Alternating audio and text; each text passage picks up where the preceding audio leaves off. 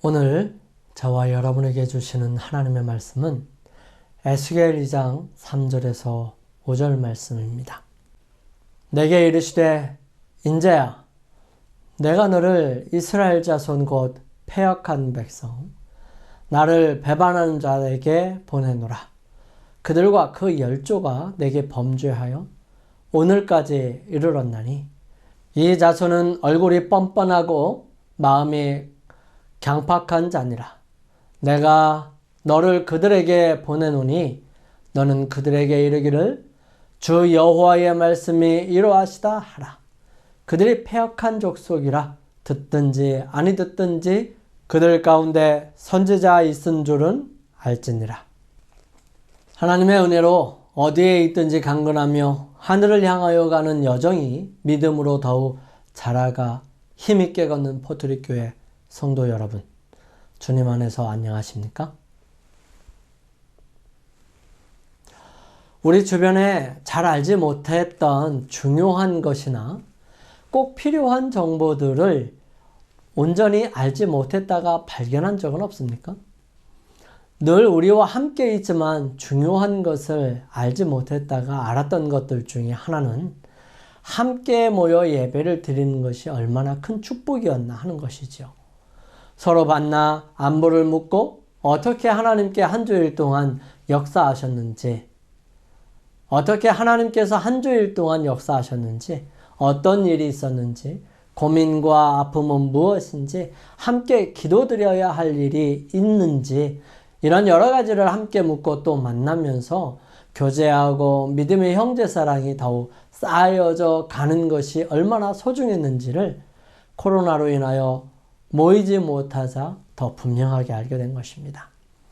이스라엘 백성들에게 늘 역사하셨던 하나님, 그들을 보호하시고 인도하셨던 하나님, 그들이 종되었던 상황에서 벗어나게 해주셨던 하나님, 그들로 세상에서 가장 뛰어나 하나님이 어떤 분이신지를 알리려 하셨던 그 하나님을 잊고 살았습니다. 그 결과로 하나님을 떠나 살던 이스라엘은 포로로 잡혀갑니다. 완전히 죄의 구렁텅이에서 사로잡혀 죽게 된 것입니다.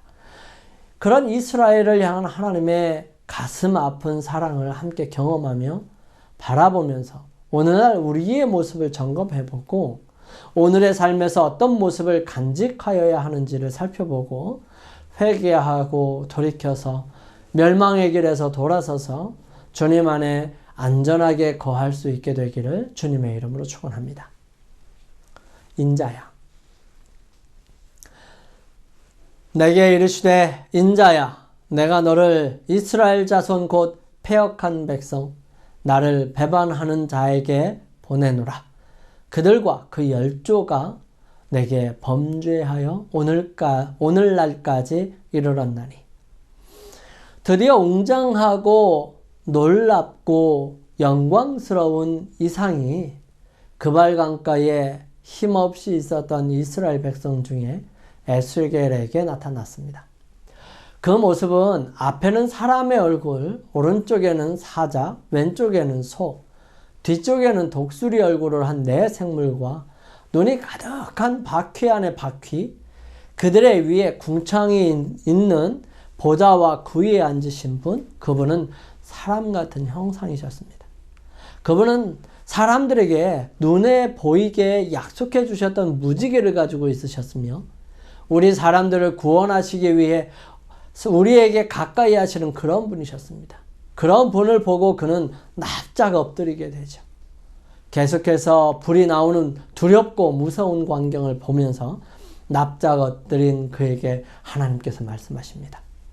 그가 내게 이르시되 인자야 일어서라. 내가 내게 말하리라 하시며 말씀하실 때에 그 신이 내게 임하사 나를 일으켜 세우시기로 내가 그 말씀하시는 자의 소리를 들으니. 하나님께서는 에스겔을 인자야라고 부르십니다. 하나님께서 에스겔의 이름을 몰랐을까요? 전혀 그렇지 않습니다. 성경의 말씀은 한결같이 말씀하십니다. 하나님께서는 우리에 대해 모르는 것이 전혀 없으십니다. 여호와께서 모세에게 이르시되 너의 말하는 이 일도 내가 하리니 너는 내 목전에 은총을 입었고 내가 이름으로도 너를 알미니라. 예수님께서도 말씀하십니다. 너희에게는 머리털까지 다 세신 바 되었나니 그러므로 저희를 본받지 말라. 구하기 전에 너희에게 있어야 할 것을 하나님 너희 아버지께서 아시느니라 말씀하십니다. 사랑하는 성도 여러분, 우리의 삶을 통해서 하나님께서 우리를 모르시는 게 있을까요?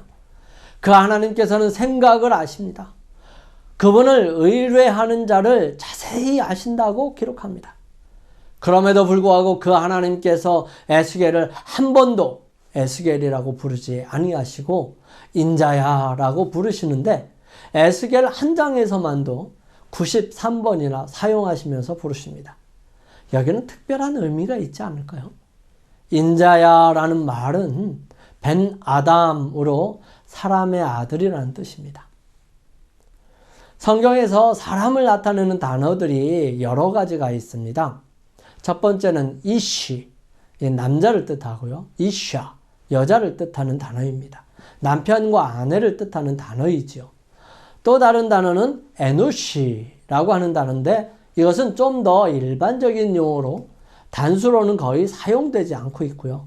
통상 이 전 인류에 대한 집합적인 의미로 더 많이 쓰입니다.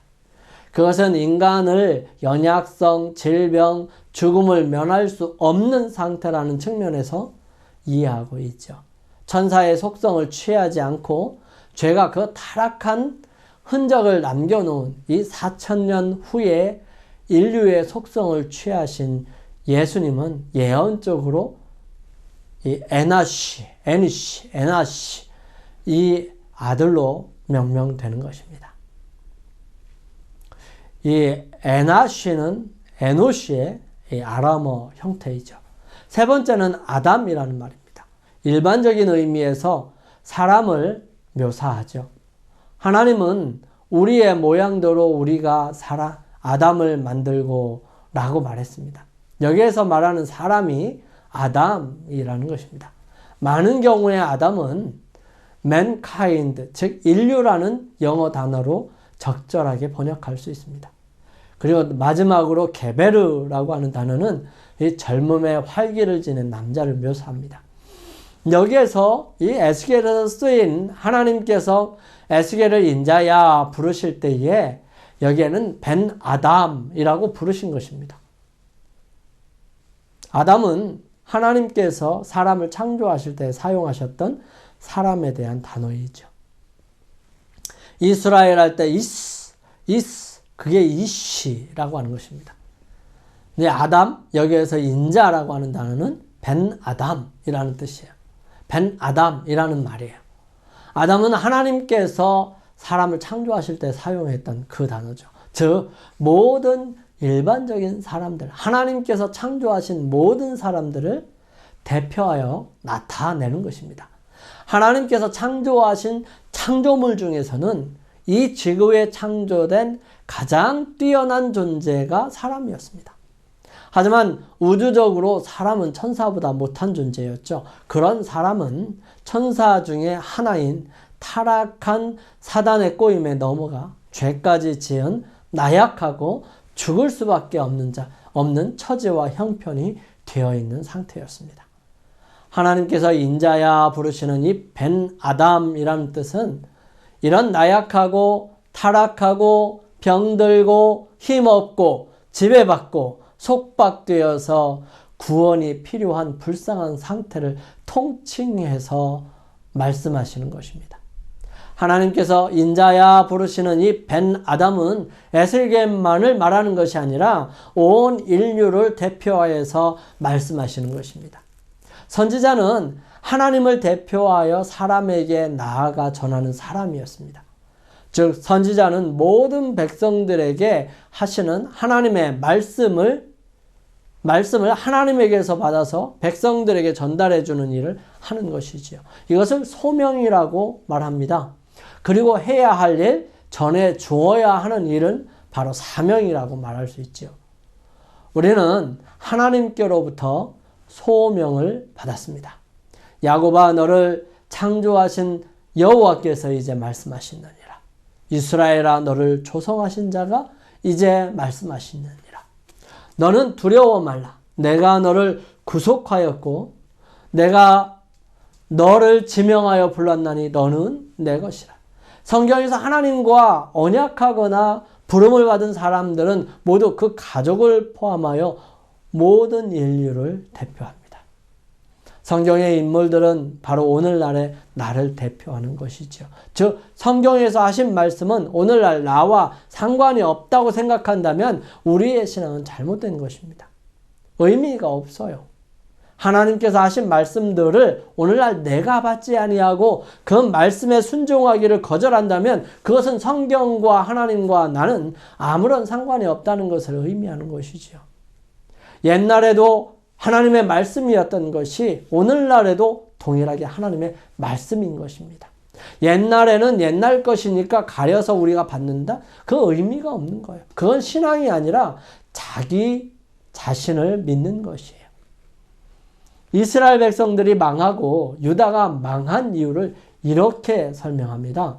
이는 저희가 그 하나님 여호와의 말씀을 준행치 아니하고 그 언약을 배반하고 여호와의 종 모세의 모든 명한 것을 거스려 듣지도 아니하며 행하지도 아니하였음이더라.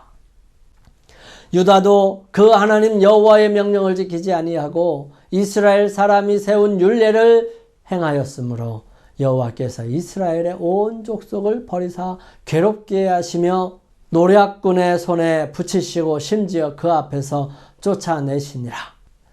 예레미야는 이렇게 말합니다. 내 백성이 두 가지 악을 행하였나니 곧 생수의 근원되는 나를 버린 것과 스스로 웅덩이를 판 것인데 그것은 물을 저축치 못할 터진 웅덩이라.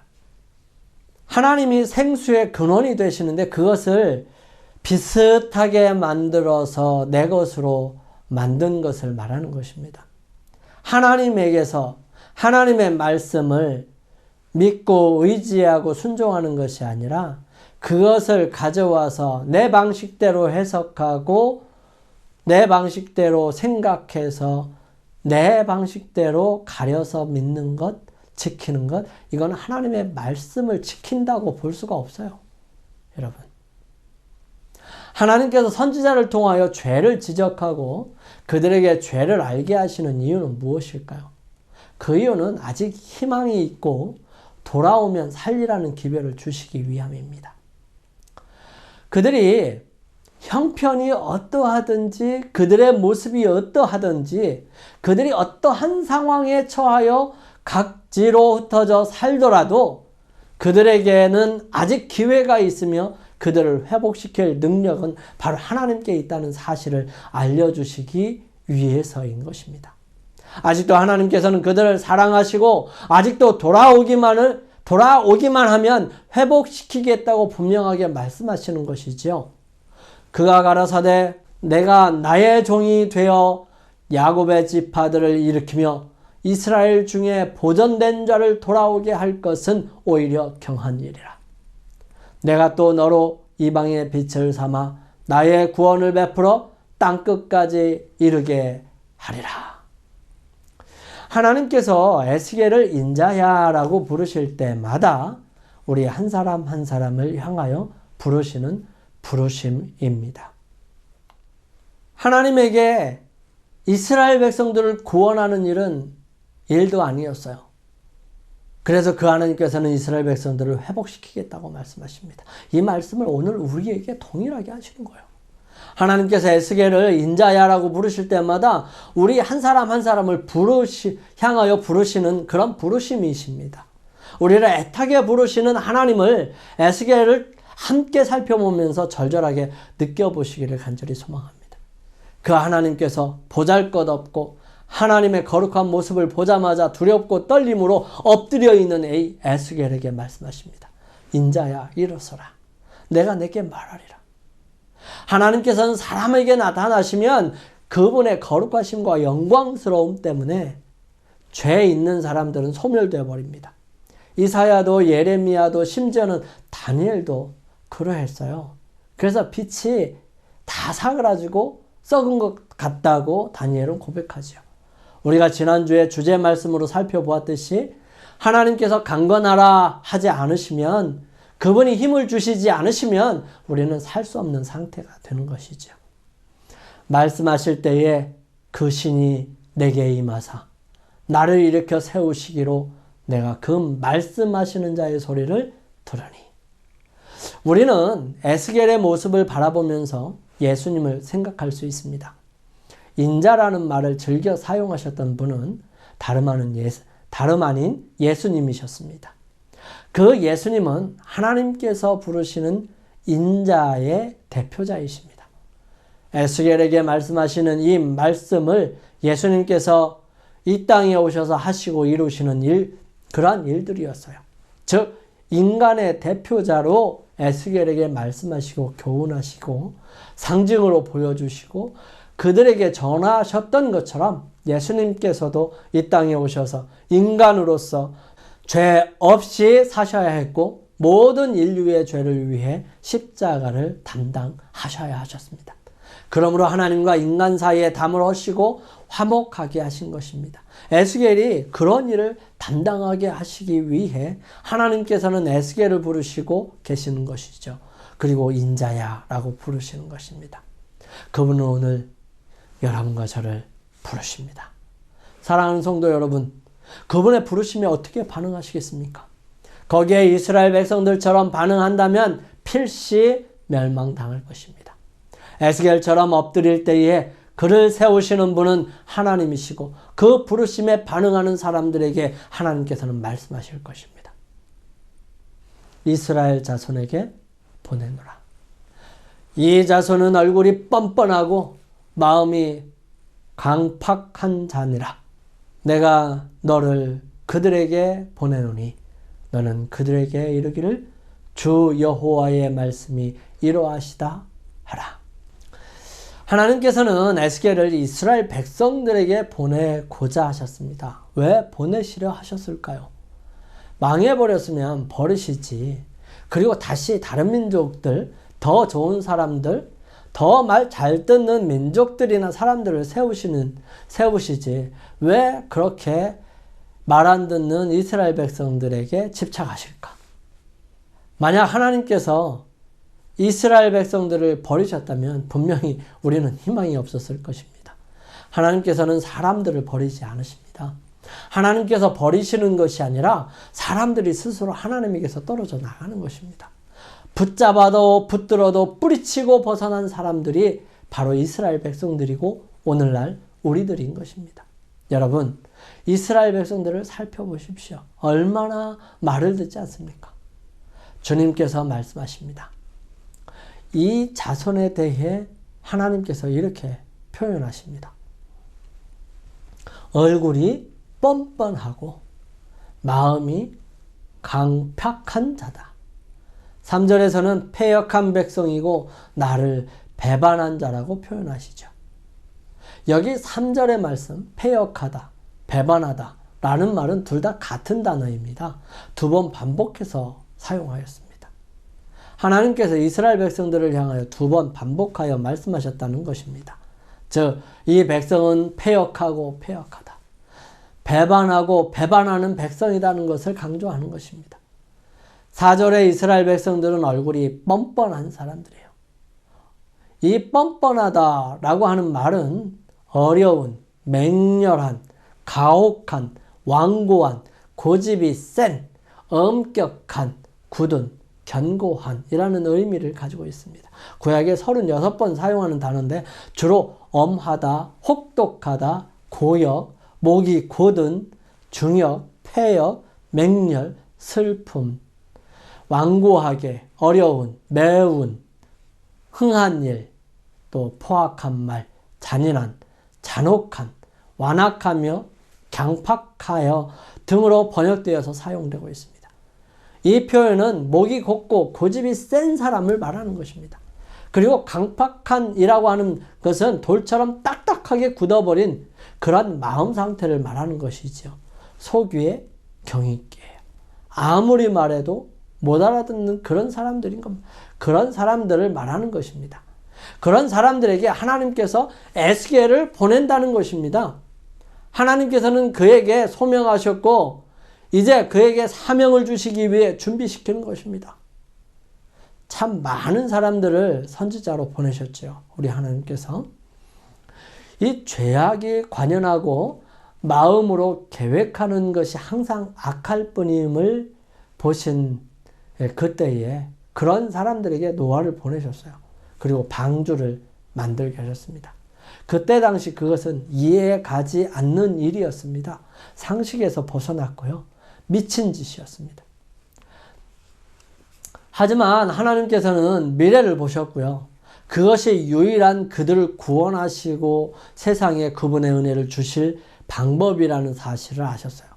하나님께서는 따지지도 묻지도 않고 순종할 사람을 기다리셨습니다. 그가 바로 당대의 완전한 노아였던 것입니다. 노아가 그와 같이 하되 하나님이 자기에게 명하신 대로 다 준행하였더라. 예, 하나님께서는 갈대아 우르에서 잘 살고 있는 아브라함을 불러서 지시할 땅으로 가라고 말씀하십니다. 아브라함은 갈 바를 알지 못하고 가죠. 그의 삶은 험난하였습니다. 하지만 그의 삶을 통하여 하나님께서는 하나님을 사랑하는 사람, 그분을 믿는 믿음, 이런 것들을 보여주십니다. 이는 아브라함이 내 말을 순종하고 내 명령과 내 계명과 내 율례와 내 법도를 지켰음이니라 하시니라. 하나님께서는 사랑받고 살고 있는 요셉을 노예로 팔려서 애굽으로 보내십니다. 그리고 수많은 어려운 일들과 모함, 굳은 일들을 겪게 하시지요. 그리고 하나님을 대표할 사람들을 가장 확실하고 분명하게 준비시키기 위해 터전을 마련하고 그들을 먹이시고 축복하십니다. 고통 속에서 세상을 다스리는 총리의 자리까지 올라간 요셉은 형들을 만났을 때 고백하지요. 당신들이 나를 이곳에 팔았으므로 근심하지 마소서, 한탄하지 마소서. 하나님이 생명을 구원하시려고 나를 당신들 앞서 보내셨나이다.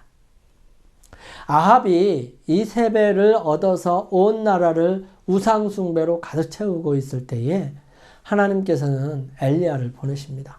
3년 반이나 비가 내리지 않는 것은 3년 동안 이 세상에 풍성한 양식으로 가득 채우신 예수 그리스도의 봉사기간과 대조되는 일이었습니다. 엘리야는 간절한 심령으로 이스라엘 백성들에게 호소했고요. 많은 이스라엘 백성들에게 하나님이 어떤 분이신지를 드러내었습니다. 그는 갈멜살에서 외쳐요. 엘리야가 모든 백성에게 가까이 나아가 이르되 너희가 어느 때까지 두 사이에서 머뭇머뭇하려느냐.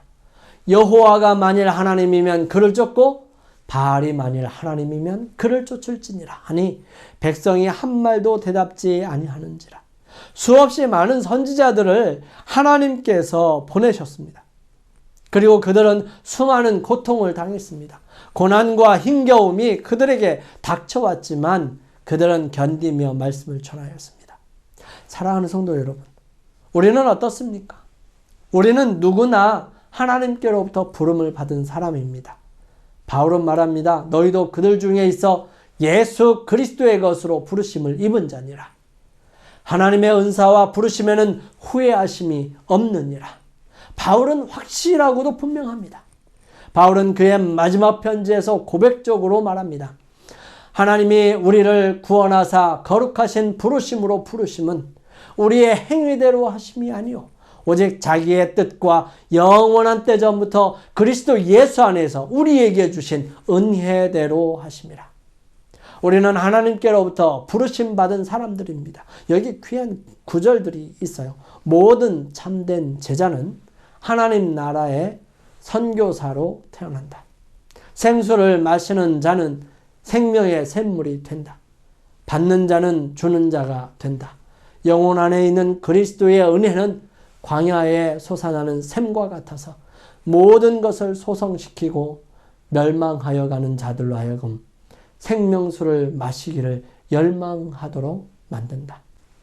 우리는 하나님의 나라의 선교사로서 우리가 있는 곳, 가정이나 지역 사회나 회사나 일하는 곳, 병원, 요양원, 그리고 은행과 회사 등 심지어 교회 안에서까지도 모든 곳에서 우리는 선교사입니다. 우리는 하나님의 대사예요. 우리는 하나님을 대표해야 하고 하나님의 뜻을 나타내야 하며 내 생각과 주장을 접고 오직 하나님의 거룩하신만이 나타날 수 있도록 철저하게 자신을 죽여야 하고 오직 하나님만이 우리를 통해서 나타나실 수 있도록 하여야 합니다. 하나님의 부르심에 마음과 뜻을 다하여 반응하고 나아가기를 주님의 이름으로 축원합니다. 그들 가운데 선지자가 있은 줄을 알지니라. 그들은 패역한 족속이라 듣든지 아니 듣든지 그들 가운데 선지자 있은 줄은 알지니라. 선지자는 사명이 있습니다. 사명이라는 것은 반드시 이루어야 하는, 성공하여야 하는, 꼭 해야만 하는 그런 일을 말합니다. 하나님께서 무너져버리고 그발강가까지 끌려와 나라 잃고 그들의 삶의 터전을 잃어버린 그들에게 기별을 전하시기 위해 선지자를 보내시려고 하는 것입니다. 이스라엘 백성들은 자격이 없는 사람들이었어요. 그들은 목이 뻣뻣하고 굽힐 줄 모르는 사람이고 고집이 너무 세서 하나님의 말씀을 힘써서 듣지도 않고 순종하지 않는 사람들이었고요. 율법과 계명을 주의하여 순종하거나 지키지 아니하고 우상숭배에 푹 빠져서 허우적거리는 정말 망나니 같은 사람들이었습니다. 그들 중에는 제사장도 관원들도 지혜자도 율법사들도 있었지만 겉모습만 다르고 모양만 조금 다를 뿐 다 같은 사람들이었어요. 하나님께서 그런 사람들 중에 에스겔에게 말씀하십니다. 너도 그와 같은 사람이다. 그러나 내가 너를 일으켜 세우고 힘을 주고 성령의 은혜로 채워줄 것이다. 말씀하십니다. 그 신이 내게 임하사 나를 일으켜 세우시기로. 성경에서 선지자는 여러 가지 모양으로 나타납니다. 우리는 어떤 사람이 선지자인지 명확하게 알기 위해 그 기준을 성경에서 찾아야 합니다. 사도 요한은 말합니다. 사랑하는 자들아, 영을 다 믿지 말고 오직 영들이 하나님께 속하였나 시험해 보라. 많은 거짓 선지자가 세상에 나왔습니다. 왜냐하면 이 세상, 즉 마지막 때가 되면 거짓 영들과 거짓 그리스도들과 거짓 선지자들이 많이 생기게 될 것이기 때문입니다. 예수님께서 감람산에서 제자들에게 마지막 때에 관하여 말씀하시면서 이렇게 말씀하십니다.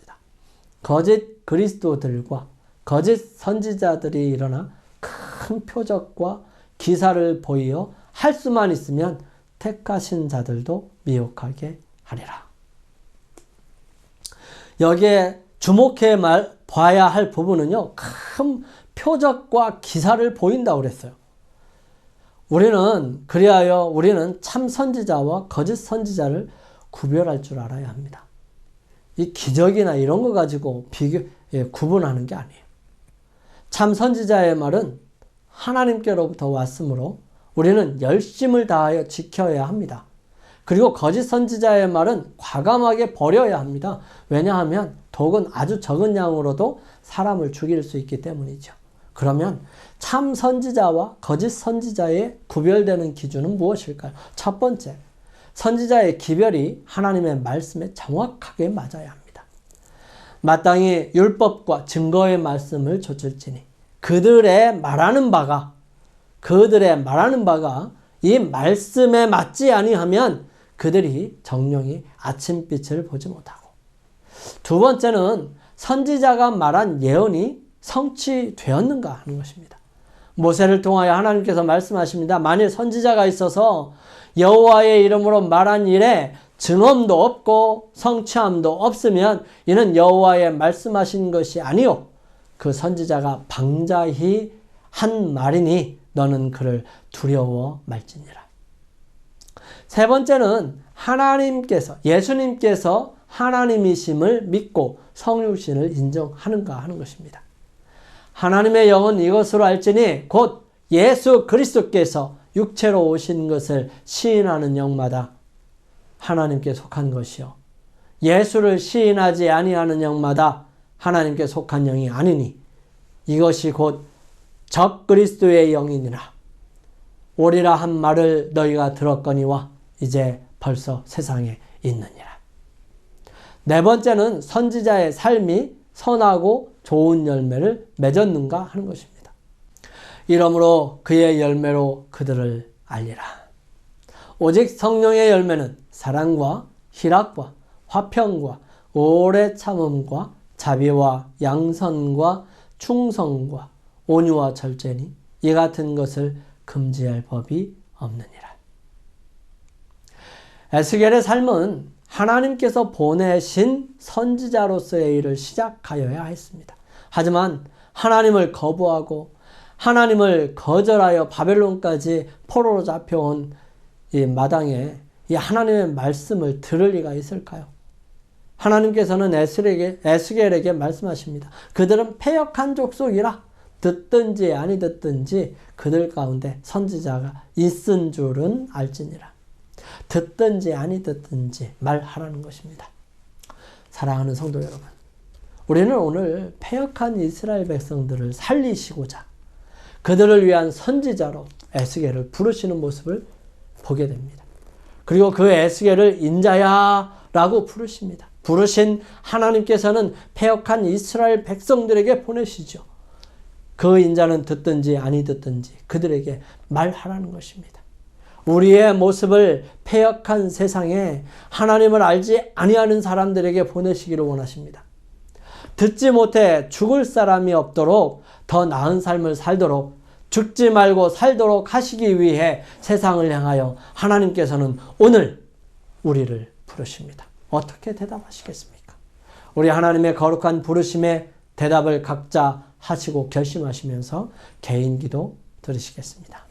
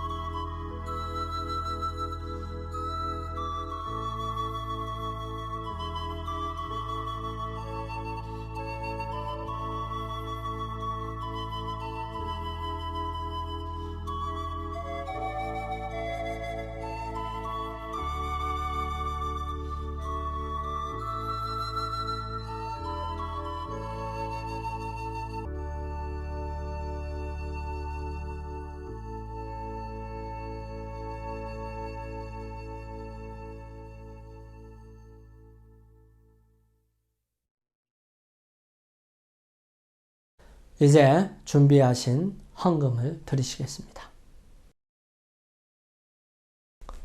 사랑하는 아버지 하나님, 저희를 선지자로 불러주심을 감사드립니다. 비록 연약하고 부족하고 보잘것이 없는 사람들이지만 성령께서 역사하셔서 우리를 새롭게 하여 주시고 일으켜 세워주시고 세상에 복음이 필요한 사람들에게 보내주셔서 말하게 하시고 복음을 전하게 하여 주옵소서. 저희들 주님의 복음을 듣고 순종하여 나아가겠습니다. 그런 저희들을 도우셔서 세상의 복음으로 가득 채워 주시옵소서. 저희들에게 재물을 얻을 수 있게 하여 주셔서 감사합니다. 얻은 수입에서 열의 하나와 각종 헌금을 구별하여 드렸사오니 드린 손과 쓰여지는 곳에 축복과 은혜와 능력으로 함께하여 주시옵소서.